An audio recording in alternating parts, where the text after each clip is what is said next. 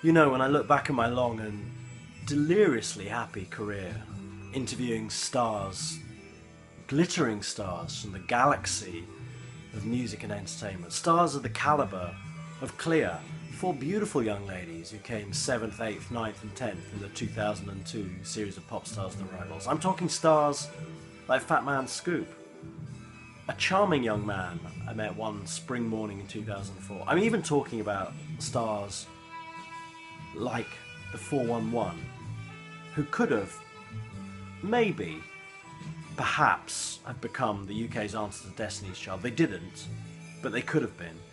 I think I've been really lucky. Sometimes, however, I like to remember a time before I was a celebrity interviewer, the celebrity interviewer you all know and love. Back at the very start of my career, when I was a mere runner. Those were some of the first famous people I ever met. I remember once, when I was working on Games Master, I took a plate of digestives to the cat from Red Dwarf's porter cabin on that same series of Games Master, Series 6 I believe. I made a cup of tea for two, maybe three members of Asian Dub Foundation. I even used to iron the shirts. Dominic Diamond famously loved a starched shirt. Actually, I say I ironed them. I used to take them home to my mum and dad on the tube. Asked my mum very kindly to iron them, but returned them the next morning to Dominic. He was none the wiser. I think the first time I had any meaningful celebrity encounter was with that legend of stage and screen, Brian Blessed. I was a big fan of him in Flash Gordon, of course. I, Claudius too, one of my childhood's fondest memories, mainly because there was some nudity, not on the part of Brian, but on some ladies. It was an exciting time for me. But I remember the time I met Brian Blessed, I was working as a part of a four-man film crew.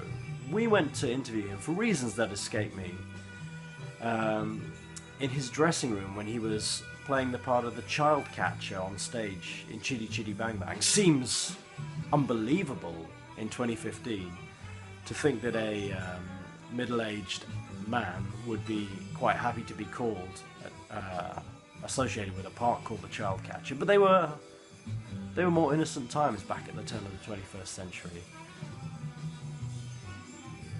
Anyway, as I recall, it was a very, very narrow dressing room, far too narrow for a star of Brian's stature. So the rest of the crew and I had to file in one by one. As it happened, I filed in fourth. As the first member of the crew walked in, there was Brian. He greeted him effusively. "Ah, my dear chap.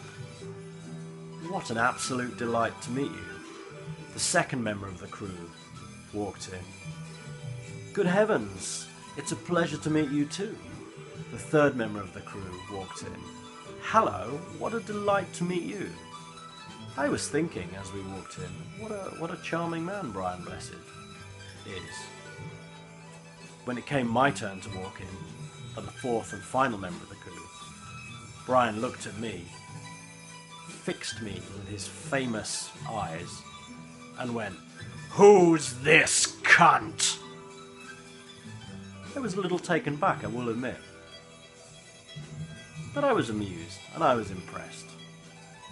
They were great days.